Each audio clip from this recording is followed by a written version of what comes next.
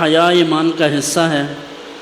جب اولاد ماں باپ کی آنکھوں میں آنکھیں ڈال کر بات کرنے لگ جائے، اور وہ نظام دین کہا کرتا تھا کہ جدوں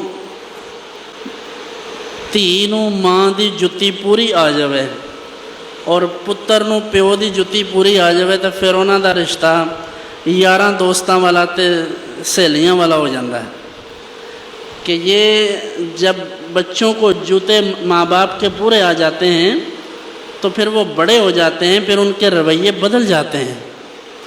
फिर वो अब्बा जी नहीं कहते, सिर्फ अब्बू भी कह लेते हैं। फिर वो अम्मी जान या अम्मी जी नहीं कहते, सिर्फ अम्मा भी कह लेते हैं। तो ये बेअदबी और बेहयाई की इब्तिदा है।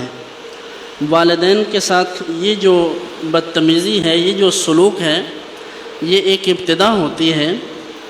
और हमारे फ़ुक़हा ने, बुज़ुर्गों ने ये लिखा है कि जब कोई शख्स अल्लाह के नबी का गुस्ताख बनने जाता है माज़अल्लाह, तो सबसे पहले वो अपने माँ बाप की गुस्ताखी करता है। जब वो माँ बाप का गुस्ताख होता है तो फिर आहिस्ता आहिस्ता बड़ी, क्योंकि छोटी चोरी से ही बड़ी चोरी की तरफ जाता है।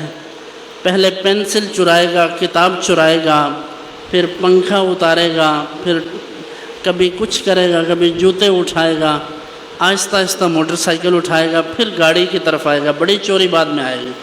तो ऐसे ही छोटी गुस्ताखी पहले होती है, फिर बड़ी। पहले बड़ों की इज़्ज़त जाती रहती है।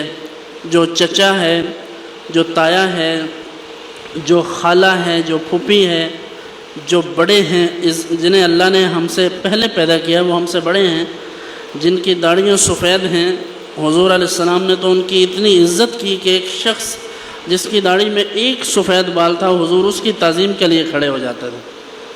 तो यहाँ तो सारी सारी दाढ़ियाँ सफ़ेद हैं, लेकिन कोई उनसे बात नहीं करता, कोई उनकी बात नहीं सुनता, कोई उनसे कलाम करना पसंद नहीं करता। वालिदैन को लोग कहते हैं कि ये बोझ हैं हम पर। लोग कहते हैं कि हमारे वाले साहब तो पागल हो गए हैं। तो पागल नहीं हो गए, आप पागल हो गए, क्योंकि बेहयाई और बदतमीज़ी तबीयत में आ गई। और ये क्यों ना आए?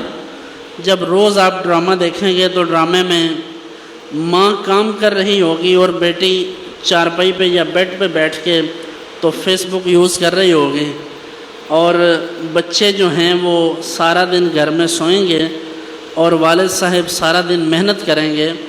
तो फिर यकीनन जो हालात हमें देखने को मिल रहे हैं वो ठीक हैं, क्योंकि जो हमने देखना है वही हमारे जहन में, दिमाग में उतर जाना है, तो फिर हम वही करते हैं। सो हमें अपने रवैयों की तरफ गौर करना चाहिए कि हमारे रवैये कैसे हैं।